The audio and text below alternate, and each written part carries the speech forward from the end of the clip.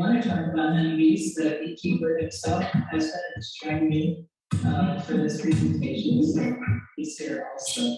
And thanks for inviting me. The last time I spoke before KSB, it was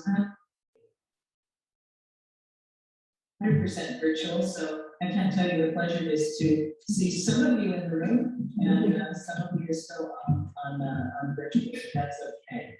I talked to you last year about some of the things that Friends of Verde River is doing for healthy flowing Verde River system. And today, as Lynn said, I'm going to focus on water. And I also, though, before I get started with my presentation, I want to give you credit for lighting. I know, man. I'm trying to. Oh, good. Was that me? I think it was. We're good. Oh. All right. We're good. All right, we're good here. So I wanted to let you know that this is the year for the State of the Verde Watershed Conference. It would have been last year were it not for COVID. We're running, it will be at the Cliff Castle Casino in Camp Verde. The conference is the 26th to the 28th, but on the 29th, on Thursday of that week, we have an add-on a stormwater workshop, funding and financing for municipal stormwater projects. So that should be a lot of fun and a lot of interest for some of you. And oops, I'm looking at one thing I'm doing. So just to bring you all back around, I don't want to assume that all of you have been hearing and learning and know everything. So I'm going to bring you back around to the topic. When I talk about the Verde River system, what am I talking about? I'm talking about a concept called a watershed, which may or may not be familiar to you. This is a slide of Arizona's 10 major watersheds. And I always like to think back to John Wesley Powell, Major Powell, who you might know, remember him, because the one who went through the Grand Canyon, one-armed man, who did something that none of us could do with two arms. And he thought that we should organize our government systems here in the West along watersheds. So I give you Arizona's 10 counties that might have been if Major Powell's ideas had actually taken hold.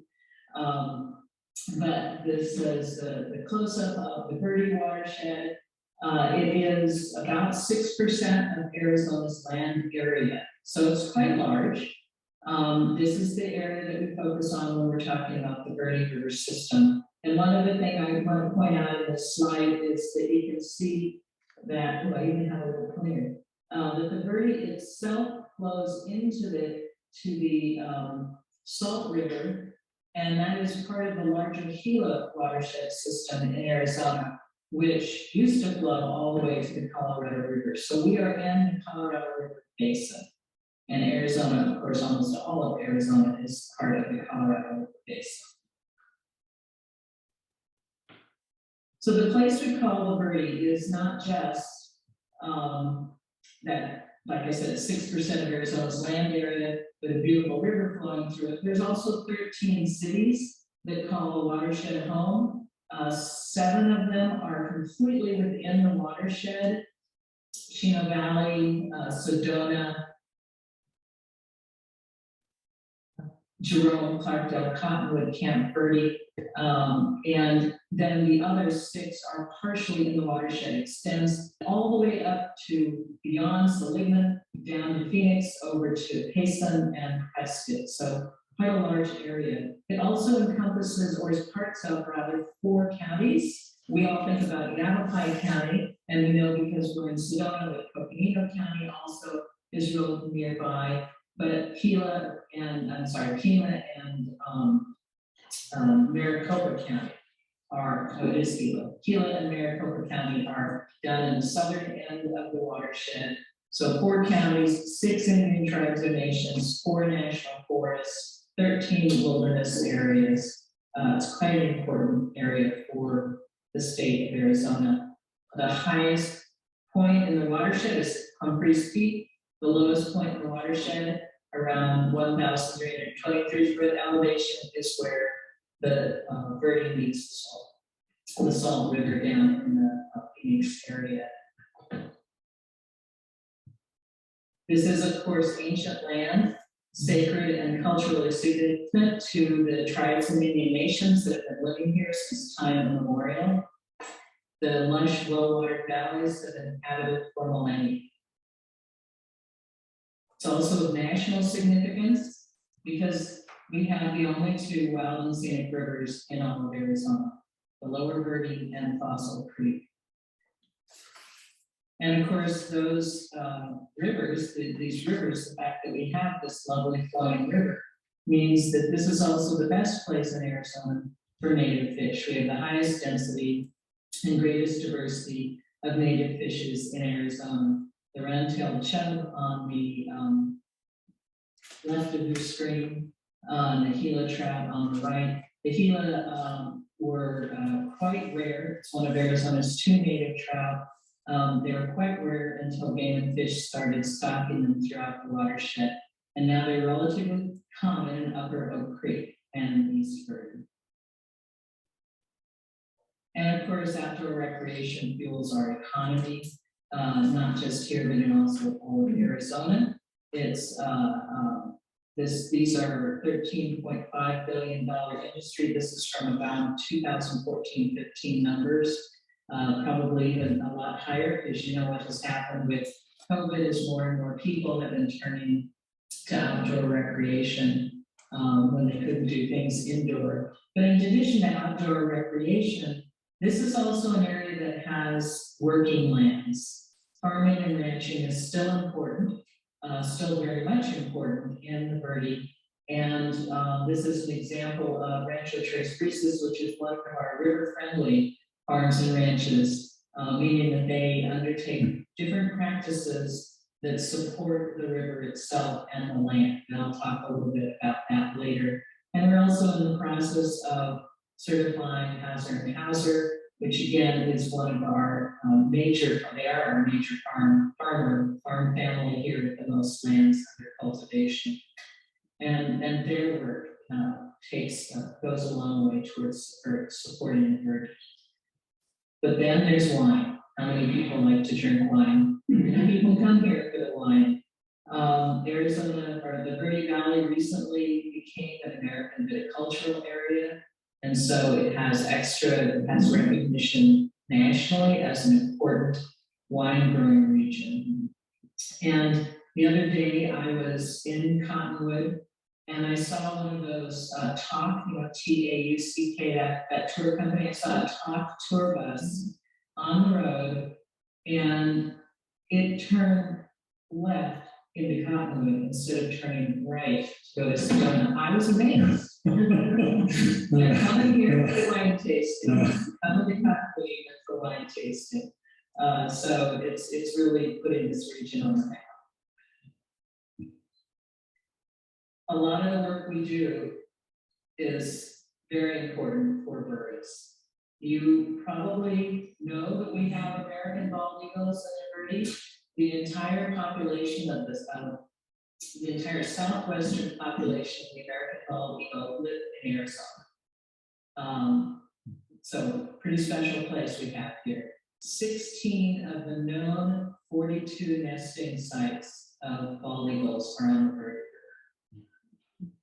And if you get an opportunity to walk, especially at Dead Horse Ranch State Park this time of year, you're pretty much guaranteed you're going to see bald eagles, because even though they don't nest at Dead Horse, they come to fish the ponds, just like a lot of other people. And breeding bird densities in the riparian corridor in the Verde are among the highest ever recorded in North America. It's very birdy.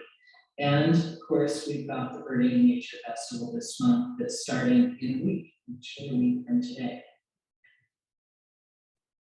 A lot of our work is vitally important for the threatened and endangered birds. These are the two that we focus on the most, the yellow-billed cuckoo and the southwestern yellow flycatcher. I don't have a photo of it, but there is a third bird species that is threatened, the Mexican spotted owl, which is more common in Oak Creek Canyon and up on the rim. So there's actually 3 species of threatened and endangered birds that our work helps. And then lastly, we don't want to forget Phoenix Metro. We don't drink the water here. We don't drink the water that's flowing through the Verde River. We in the Verde Valley get all of our drinking water, and most of, I should say, most of rural Arizona get all of our drinking water from groundwater. But the water that flows through our communities and enriches our communities is flowing down towards Phoenix, and it is an important part of the drinking water portfolio for about 3 million people in the Phoenix area. And then, of course, I wanted to make sure you all know that Oak Creek is part of the Verde watershed. Just like when I showed you that big watershed map, that's 6% of Arizona's land area. And then we have Oak Creek, which is a sub-watershed within the Verde watershed. So every stream, every creek, every lake has its own watershed. It's just the land that water flows over to nourish that stream or creek or lake or the ocean. So this is the Verde watershed, the Oak Creek watershed. Just wanted to make sure you all know that. As I have heard some people say that Oak Creek is different, it's not part of the Verde, or you are friends of the Verde, and that means you don't care about Oak Creek. So I didn't care about that in any of that conclusion. It's very much something that we care about vitally and that you care about too. All right, so let's talk about how healthy is the Verde watershed. Just a quick review. In 2020, we released the Verde Watershed Report Card, which is a tool that we are using to better understand what we need to do to keep this environment, this area healthy. This was a process we started in 2018, convening stakeholders, asking them what they valued, what they would miss or regret if it were gone. Let's see, I need to let you look at that. We identified 30 major categories: water, habitat, community that we wanted to focus on, and then multiple sub-metrics within that. And you might remember, if you saw an earlier presentation, that the watershed as a whole, so all of that land area as a whole received a C+ when we added all of the scores up together. And I want to emphasize that what we're looking at is the entire watershed, all the way up from, like I said, above Seligman and all the way down to Phoenix. This is the entire area that we were focusing on. And now we're going to turn to water. I'm going to talk about just one piece of that pie.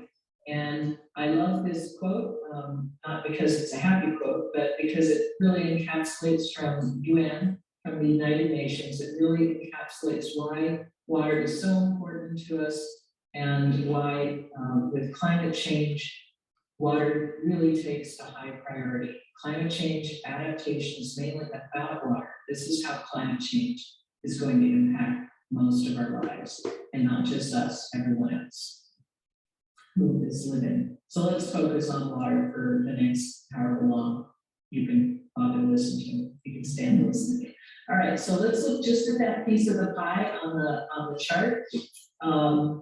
So if we just look at water, you can see water also it has that yellow color, meaning water as a whole scored C.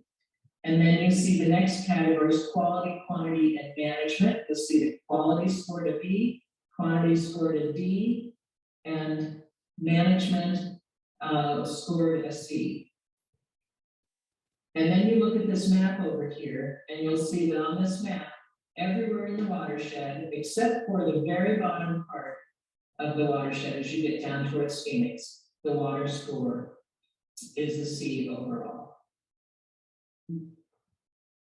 So let's talk about how clean is the Verde's water. Let's talk about water quality first. So let's look at that pie. Again, the piece of the pie that is mostly green. And again, if we look at this watershed map, you can see, so this is Cottonwood. People at home cannot see it. This is the Cottonwood area. This is the Sedona area. And this is the piece of the watershed that includes Camp Verde. Then we've got the Wild and Scenic River stretch and the river focusing down on lower as it gets to Phoenix. This up here, this piece, this sub-watershed is where Sycamore Canyon is. And then this is the Prescott, Valley. All right, so just as an orientation, I also say that, this looks a little funny because we've got some good greens over there. And then we've got a red one, a red piece of the pie. So what does that mean? What that means is that water quality, and the water quality data came from the Department of Environmental Quality. So these are data from DEQ. That means is that the water supply, what's called the water supply index, says that the data show that the water quality is good. It's a good thing. But then why is the water quality certainty piece of the pie red? What that says is that we're not certain about how good the water quality is throughout the watershed. And then the next two pieces, macroinvertebrates and turbidity. Macroinvertebrates are the little bugs that live in the water column and that live along in the sediment and on rocks. Things like the mayflies and dragonflies and a whole bunch of other critters. Those are that when you pull those out, when you do a sample of those in a river, you can tell how healthy the river is by the diversity of those macroinvertebrates in the water. So that's what we're looking for there is how diverse are they? Are we seeing only macroinvertebrates that live in unhealthy waters? We have plenty of those around. Are we seeing a good diversity of healthy macroinvertebrates? And that green says it's a good score. We see mostly really good ones. And then turbidity is how murky the water is. And that measured, by the way, I should say, we only really looked at in the southern part of the watershed, because that is an indicator that is important to the water quality managers down in the Phoenix metro area. So we did not have turbidity measurements for the entire watershed. Okay, so I've oriented you a little bit to that.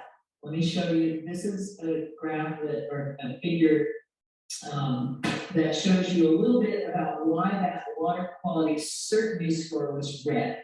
So every dot on this is a dot showing me where a water quality sample was taken. There's a lot of dots, right? That looks really good. But if you look at the scale, the legend, the dark green dots are 2015 to the present. All the rest of these were before that. Now, I don't know about you, but if I'm looking at water quality, I want to know what the water quality was yesterday or last month. I don't really care what the water quality was in 1990, except that I want to know if things are getting better, right? But the presence or absence of a water quality sample doesn't help me unless it's telling me something about a trend. So if you look at these dark green ones, I'll show you another graph later. They're mostly on Oak Creek. And then this area is the Clarkdale stretch. They got a bunch of them in the Prescott area. They got a few of them in the Payson area. And then a few of them down here in the Wild and Scenic stretch.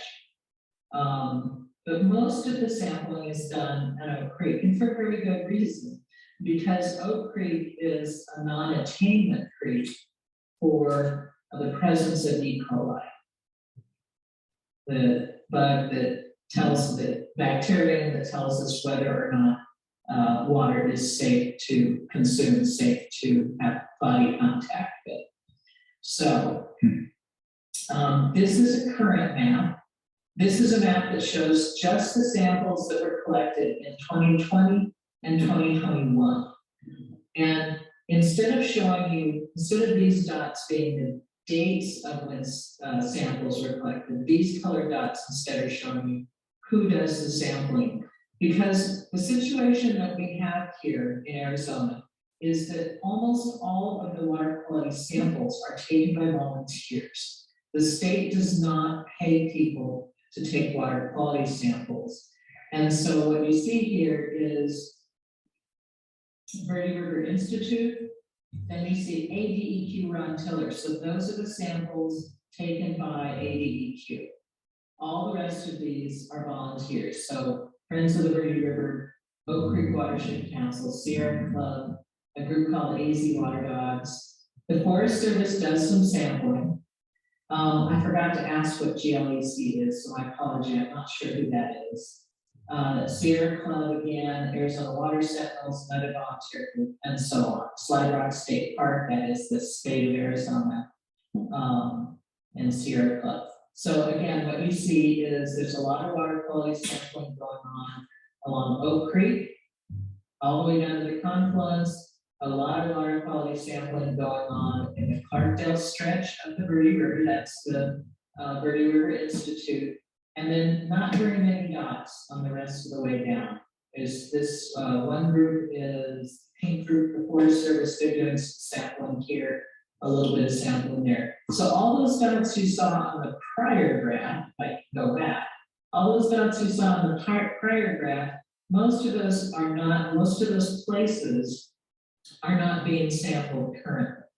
They were sampled at some point in the past, but we don't have current samples for them. And then I've got a kind of a blow up again of the samples. So when I kind of did this a little bit out of order because I wanted to show you the samples that are being collected today. But if you go back to thinking again about what that watershed report card showed, because of this information, we went to ADEQ and said, what can we do? Because Friends of the Verde River wasn't collecting any samples prior to 2021. And so we got a grant and started a Verde Water Watch group, which is funded by the National Fish and Wildlife Foundation and supported by ADEQ. And we started back in September last year, recruiting and training volunteers who go out and do sampling. Primarily in that area, as the Oak Creek is the confluence, coming close to the confluence with the Verde River. So you can see Red Rock State Park, and then you can see the confluence down there. And it is because there's a recreation area called Angel Valley. And so our sampling is collecting water samples above the recreation site and below the recreation site periodically. I think almost every weekend they're going out there and trying to determine what is going on as far as how's the recreation impacting the water quality at that site. Now, I asked, what are the results? Ask my staff that. They're taking a lot of samples. That's an E. coli sample plate. And again, I didn't say this earlier, but if you don't know what E. coli is, it's a human pathogen, but it's also present in animal fecal matter. So you might have heard people say, well, that's just, poop from raccoons or deer. We don't care about that poop because actually, we do care about it because that E. coli can also infect humans. So we are concerned with both human impacted and animal impacted waters, and we need to quantify that risk. So anyway, so I asked, what are the data? What can I tell this group of people about what we know?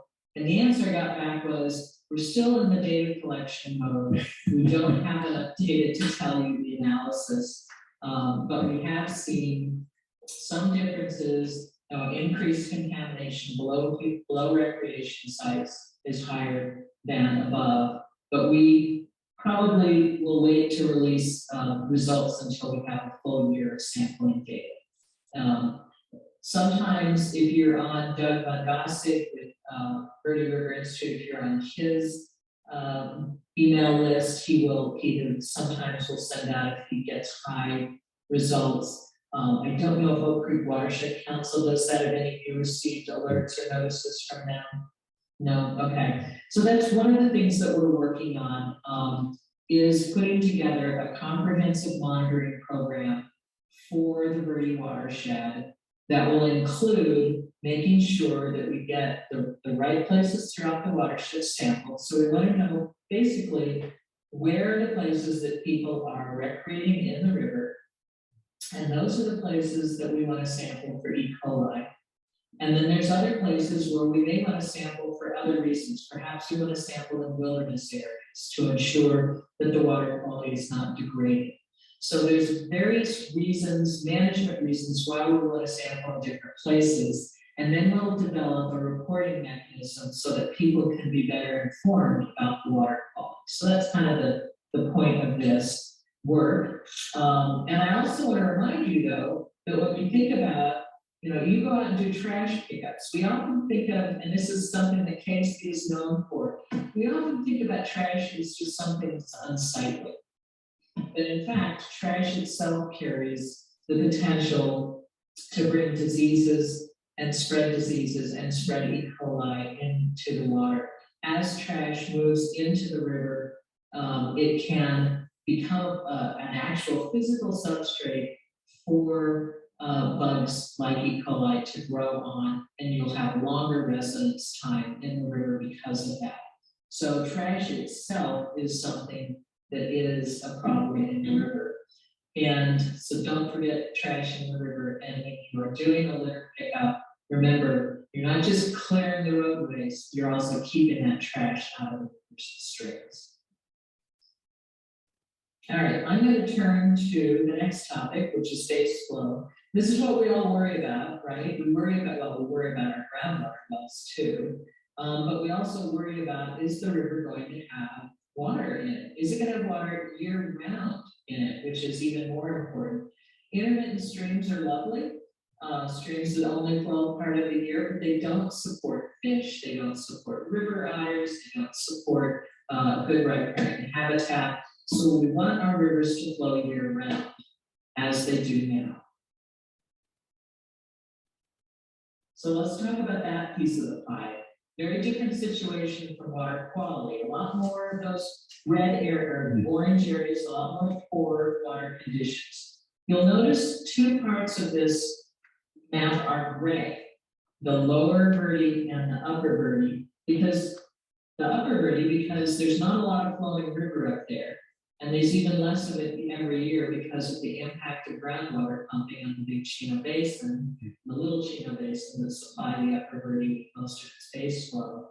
And then in the lower area, we're not storing that because there's those two dams down there, right? Bartlett and Horseshoe, that are used to collect and hold water, and so that the city of Phoenix can meter it out and have it go through the water treatment system. So let's talk about this. And you've seen these graphs before. At least I showed them last year, whether or not you watched the presentation. Since 1990, we started this graph somewhat arbitrarily, but not completely arbitrarily in 1990, because 1990 was when population growth started accelerating in Yavapai County and in the Verde Valley. So this number 1 up here is a gauge. These gauges are maintained by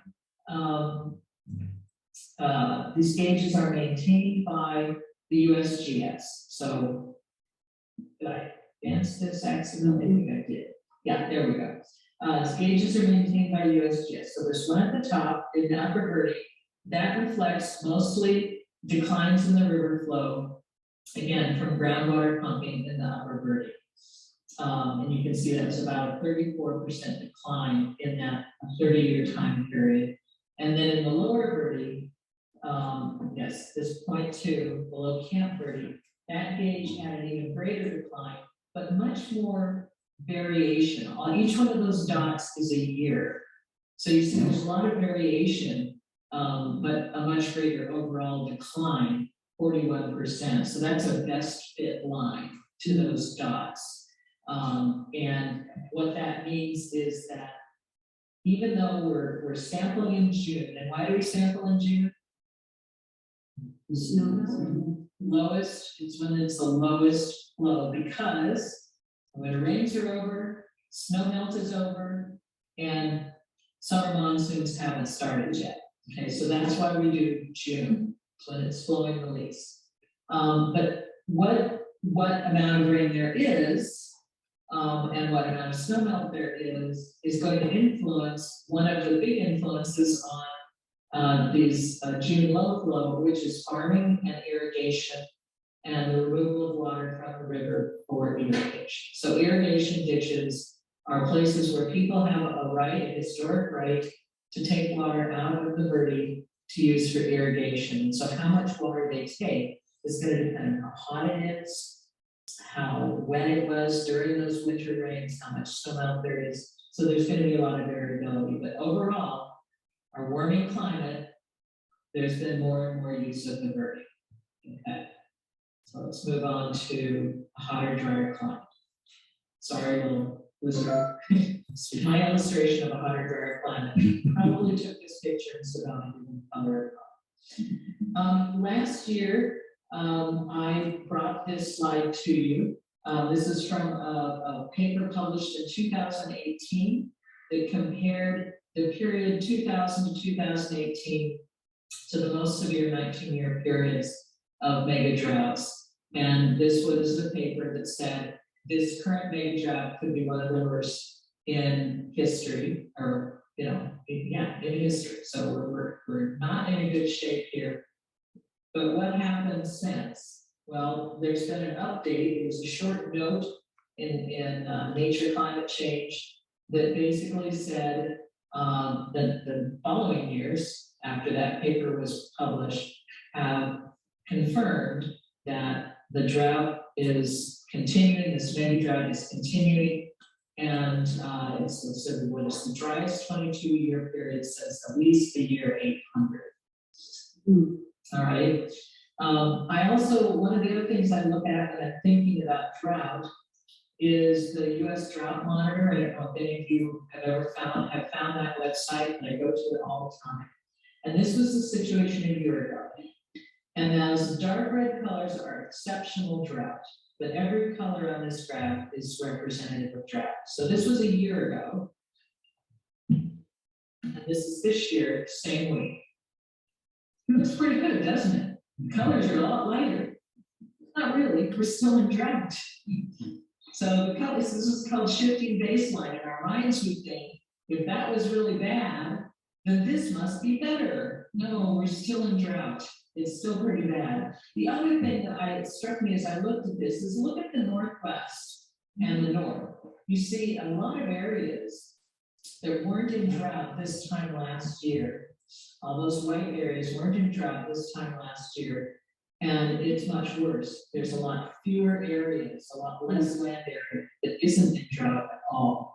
And this was also something that was observed and discussed in that paper on mega droughts, is that the drought itself is covering more land area. It's not just localized, it's much more widespread. So what does that have to do with climate change? Well, climate change means it's hotter and drier and intensifies the droughts.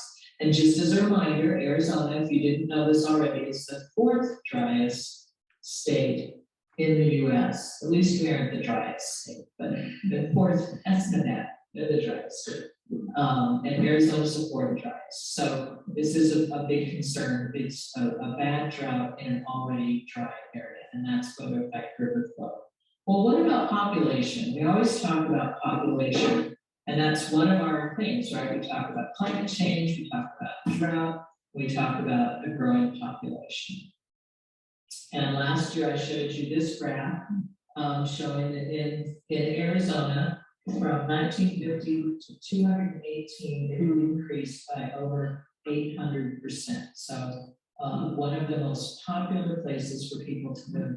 Now, I don't have data from the time during COVID when we know a lot of people were moving, but I did have data from the census, and this is just Yavapai County, divided into Western Yavapai County, and that's the blue, and the brown or orange piece at the top of the column is Eastern Yavapai County, which is where we are, just to orient you. So this is the last 30 years of population growth. This is that same time period I was showing you the decline in the river flows. And look what happened. In Western Yavapai County from 1990 to 2000, almost a 60% increase, then some slowing from 2010, about a 30% increase, and then an even greater slowdown 15% increase to 2020. So maybe that's a good sign. I don't know. Population growth is slowing. And then in eastern Yavapai County, we had grown about the same amount as western Yavapai County from 1990 to 2000, still more than a 50% increase, but we've slowed down a lot more. And from 2010 to 2020, only recorded about a 5% growth. Now, is that going to continue? Are we going to continue slowing in growth? I don't know. The demographers say we're not. Demographers are planning for more growth in Yavapai County and in eastern Yavapai County. But have we reached our limits, right? We're bounded by national land, federal land. There's not a whole lot more land to develop here on the eastern side of Yavapai County. But we'll see, right? We'll see what happens with population growth. It is still an issue with the impact on our rivers because of this graph, of course, which we love to show because it's so dramatic. All those little red dots on that graph are wells, or water wells. 1950, there weren't very many of them. And then we look in 2015, and again, over 65 years, almost a 4,000% increase in the number of water wells. Every water well is a home, although there are some community water systems that have water wells. So the dots are, gauged by size. So if you could blow this map up a lot bigger, you'd be able to tell what community water systems are, because they would have the bigger dots. All right, so that's growth. I want to take a step back though and talk a little bit about where our water comes from. And just because I was puzzling about, why do we even have water here in this part of Arizona? Why is this river such a great source? And I have to tell you, I didn't show you a graph, but the amount of water in Oak Creek has not changed a lot. So the Verde River has declined quite a bit, but Oak Creek has not. And why is that? So I don't have really good answers. I'm not a hydrogeologist. You'll have to get a hydrogeologist to come and tell you a better answer. But I did find, if you go to, well, you can find this online, but if you go to Tucson Castle, they got this great brochure on the geology of the Verde Valley. And they tell the story of erosion, tectonics, and deposition. So if you think back 40 million years ago, this would have been the ancestral Mogollon Highlands would have been covering the entire area, but they were starting to disintegrate because of water flowing from basically north to south. Water tends to flow downhill. So as water was flowing, it is eroding away the sedimentary rock. And the Mogollon Rim that we think of, that we love, we have this great statistic in here. In 79 million years, the Mogollon Rim that's at present-day Sedona would be in downtown Flagstaff. So moving away from this as fast as it can. But if you think about then what comes next in this chapter is the Black Hills move up. There's a fault. I thought I got away from faults and earthquakes when I moved from Los Angeles. There's a fault. The slip fault, vertical slip fault, the Black Hills are moving up and the Verde Valley is sinking, actually. And I have another graph that I'll show you, or another figure I'll show you in a minute. So this basin and range tectonics cause the Verde Valley to sink down and the Black Hills to rise up. And we get this marshy Verde Lake, you can think of, that is now starting, it's not only eroding, but it's also laying down more sediments. And so then I looked for another resource, which actually is in the Well Owner's Guide to Groundwater, which you can find this other places on the web. And this is a map of the groundwater basins or the aquifer types. Now the colors, they didn't choose the best colors. So what you have to do is look at, maybe Craig can help me out, look at this kind of peachy orangey color right here and right here. And this tells you that this is what's called the Verde Formation. Okay, and it's on both sides of the Black Hills. So it was all one area once, and then the Black Hills rose up. So on both sides of the Black Hills, you have this Verde Formation. And this is water-bearing rock. This is rock that is fractured and has some unconsolidated material and it's fractured. It has places where water can move down and fill up those voids. Oops. All right, so this is a cross section to kind of review what I've been telling you. But if you've been to the Grand Canyon or if you love geology, you're familiar with the concept of all these layers here. So here is the Black Hills on the west. Here's that fault. Here's this Verde limestone, which is that nice water-bearing aquifer formation. House Mountain in Sedona is a volcanic shield mountain. I didn't know that. Here's Sedona, and then you've got the Mogollon River. Okay, so this is a foreshortened. This is not to scale illustration. And I found this 1962 paper that talked about water back in 1962. A geologist went looking for what were those layers, what were those rock layers, and then how are those rock layers with relation to water. And I found this, the Supai Formation yields water to wells and springs. This is an important aquifer in the Sedona area. The depths to water in wells range from 100 to 600 feet, and it produces the perennial flow of Oak Creek. This is why Oak Creek is doing well, because the people who live here have not yet dewatered that Supai Formation. So there's the Supai River, there's the source of water for Sedona and for Oak Creek. And then later in the paper, he talks about the Verde Formation. And I love this, 1962, more than 100 wells and possibly as many as 6 springs obtain water. I think a lot more than 100 wells at this point in time. And so there's the Verde limestone, the Verde Formation. So again, we owe our lives to this formation and the fact that this water is here.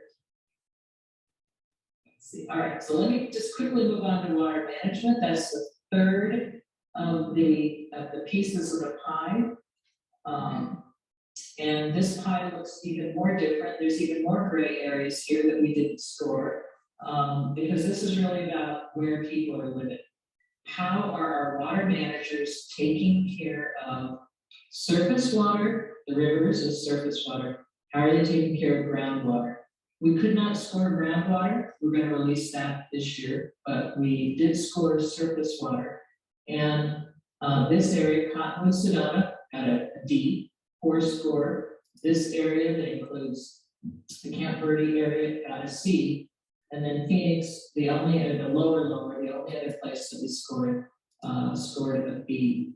So let's look a little bit about what we looked at with surface water best practices. We're looking at the management of those irrigation districts. We looked at how well those irrigation districts are being managed. Is there a control structure like a head gate? Is there the ability to measure flow? And are they lined? Are the ditches lined or maybe put into pipes underground? And the best score would be an automated head gate with the ability to measure flow and at least 30%. That was kind of somewhat random because none of them are 100%, but at least 30% were lined or pipe. And as I pointed out in this, we didn't do too well. So in the Cottonwood and Sedona area, we don't have automated head gates. We don't have the ability to understand what the flow is, maybe to read it from your smartphone, and the ditches are not lined or pipe. And it's a little bit better situation in the Camp Verde area. This is really important work that is being done primarily by the Nature Conservancy. They have been paying for the installation of head gates. They've been paying for these remote flow measurements, and they're now doing some piping of some irrigation dishes primarily in the Camp Verde area. And they can't go where they aren't wanted, so they have to be invited in by the manager, the ditch boss, and the people that have the water rights and are part of that irrigation system. So hopefully more of that work will get done.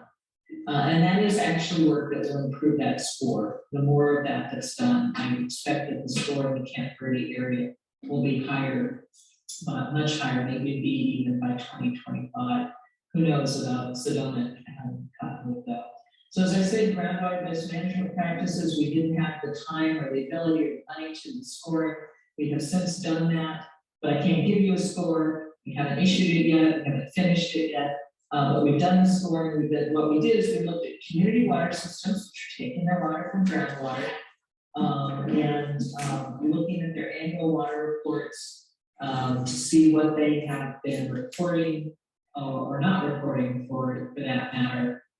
They're supposed to be reporting on the source of supply, the amount of water delivered to customers, whether or not they're using effluent, and whether or not they have a storage facility for their water. So there were some other questions we wanted to get answered, but we couldn't because there was no data. So this score on groundwater best management practices, as I said, we're going to score it the next time we issue the report card this year, but we'll continue refining that as we go along, because these are also areas where we can help improve situations like leakage, for one thing. So just going to run quickly through some of the things. I'm nearing the end of my time, but I'm just going to quickly run through a few of the things I've been talking about, some of the things we're doing as I've been going through the presentation. Just a few more things.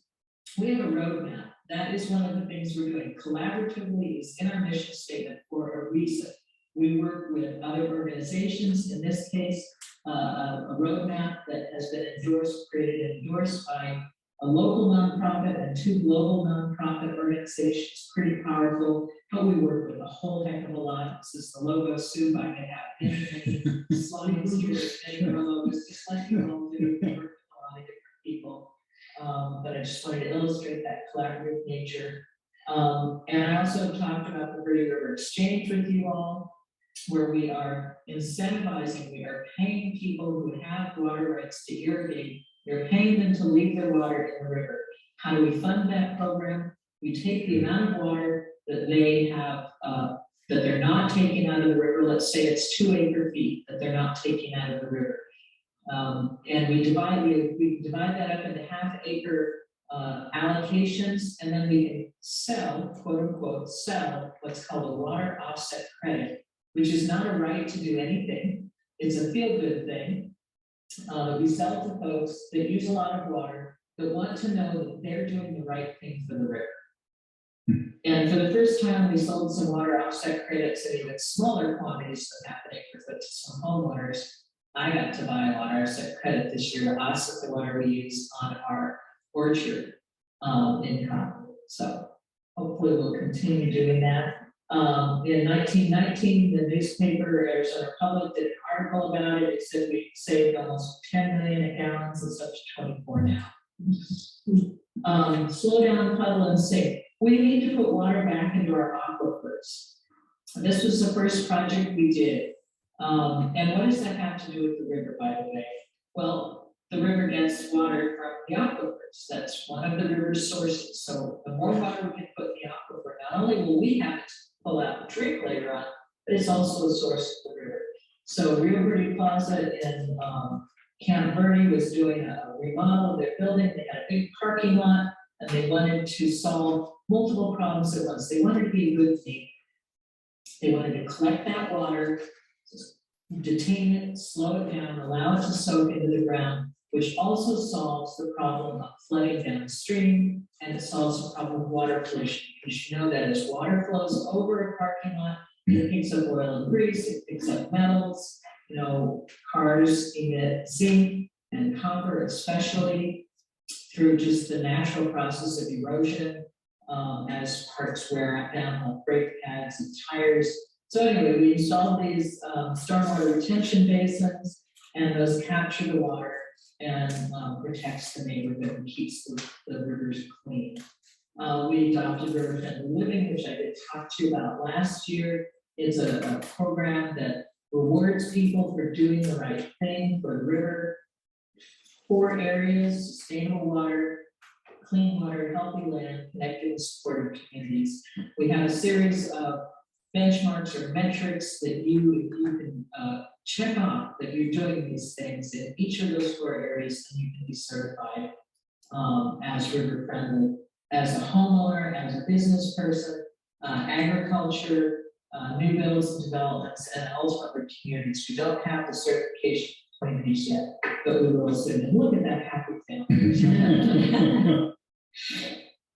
Son, daughter, mom.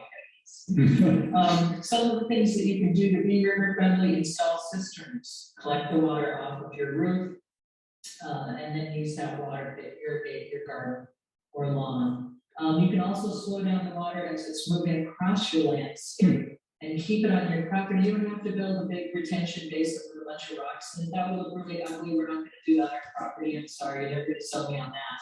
But this is, pretty low tech.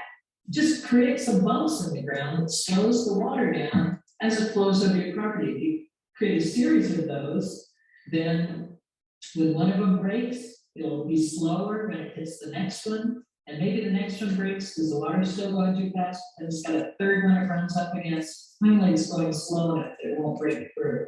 So pretty low tech solutions that you can do to your property to keep the water on your property. Let's see, restoring habitat. What does that have to do with it? Well, human caused erosion damages land and depletes aquifers. Here's a gully, a wash system. Here's what it looked like before.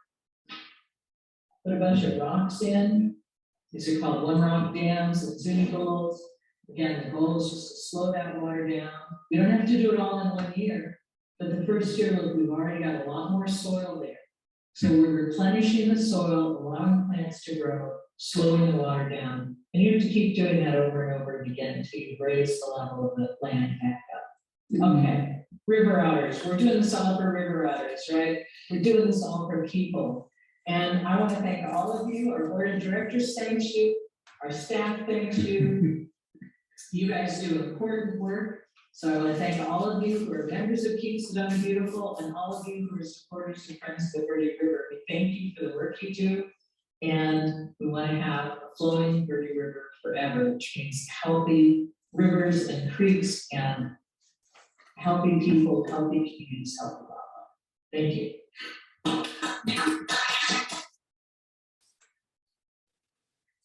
2 minutes for questions. Sorry, I talked so long. Well, and I heard a few minutes ago, we should have been looking at the chat that they didn't see the slides. Oh, so now Well, we're so sorry. This is, I guess, changing from the extra town Marlow. We had a little hiccup. well, it's the simulcasting that's causing our challenge. Yeah. So do we have? we may cut simulcasting next We might. time. Yeah. Yeah. Do you have any time for questions, or? Do we have time for a question or two? Oh, sure. All right. Arizona is obviously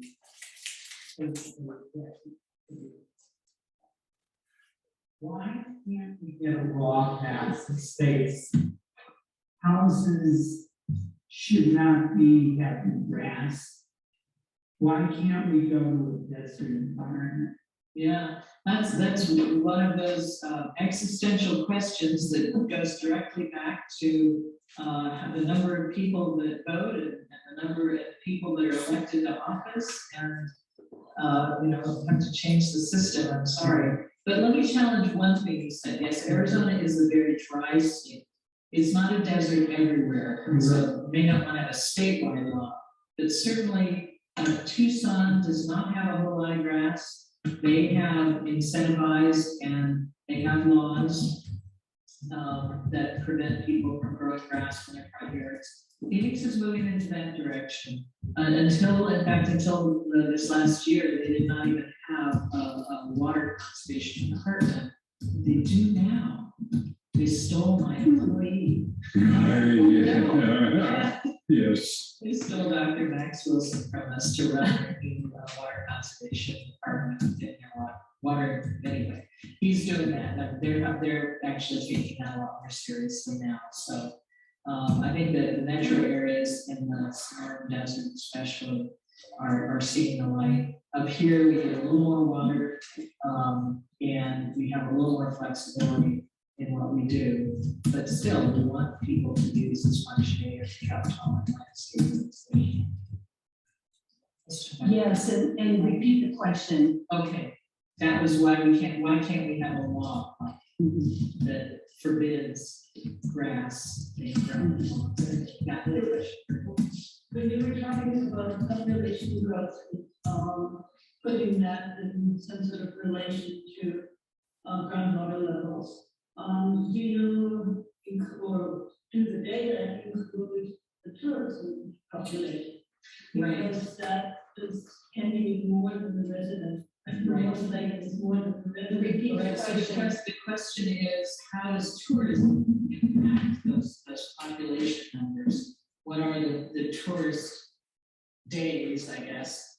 And I don't have that information. I've asked for it. I asked for it thinking about this and other presentations. I probably am going to need to do a little more digging and do a little more talking with the folks for whom it's their job to track tourism, because we know, well, we think we know that there's about 3 to 4 million people, or 3 to 4 million nights. I'm not sure if it's people or bed nights in the Sedona area. We know that tourism is growing in Cottonwood, Clarkdale area. And so, yeah, we need to look at that also. And as an FYI about that, KSP is trying to influence the Yavapai County Comprehensive Plan. And one of the things we strongly suggest is they take into account the tourist population in the element of that plan that deals with water. Whether they do it or not, we'll find out, but we're trying. Yeah. Very good way to follow up. Yeah, in recent years, there's been developed a method for measuring the actual changes in groundwater. Yes. And the problem we have in Arizona with groundwater, determining the groundwater level that we actually have somewhere in the rocks in the aquifer, is that we cannot force the pumpers, the groundwater pumpers, to report how much water they're pumping. And so we have no way of knowing when we are at the end of our water reservoir, or project the transfer. But the USGS has developed a system where they can measure the changes in groundwater, and that's similar to the system that was used for measuring the groundwater changes via satellites. Yes. And so the USGS has developed microgravity instrumentation, and they have already 2 networks in Arizona. Could we not get a network going in the Verde Watershed area? Are you or the Nature Conservancy exploring that avenue for getting a handle on our groundwater changes at least? Yeah, I mean, we have not, but this is always something that we can explore. We have a USGS office in Flagstaff, and I was reading a paper by the USGS in preparation for this talk, and it was interesting. The paper was written about 5 years ago, I think. Didn't have a date on it, so it's kind of hard to figure out exactly when it was published. Maybe even 10 years ago. Yeah, it was about 10 years ago, I think. And it had a long list of things that they were going to do, but no indication that they've done any of those things. I couldn't find any follow-up for it. So, as with anything else, as with the why question about why we don't have laws about lawns, the priorities of the federal and state agencies are also influenced by us, the taxpayers. And not talking even about the federal, but I know in the state of Arizona, we don't have our Department of Water Resources is underfunded and understaffed, as is the Department of Environmental Quality. And I was actually shocked to find out that the law that authorizes the Department of Environmental Quality has a sunset date. It's really authorized. It's not a standing state agency. So late last year, I wrote a letter of support for extending continuing to have a Department of Environmental Quality in Arizona. So it all gets back to who's running the show and who's voting for whom, what their priorities are. Yeah. Okay, All right, well, thank you very much. thank